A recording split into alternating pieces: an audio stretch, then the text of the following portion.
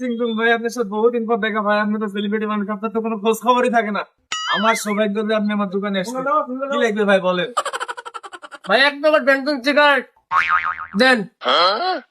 এই যে ভাই আপনার ব্যান্ডন সিগারেট।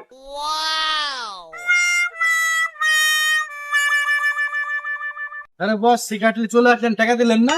আর আমি সেলিব্রিটি মানুষ, টাকা দেওয়া লাগে এত?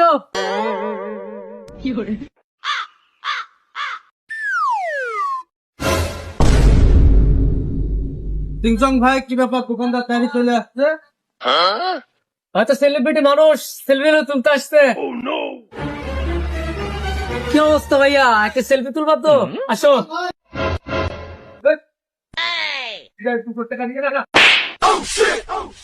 কি করে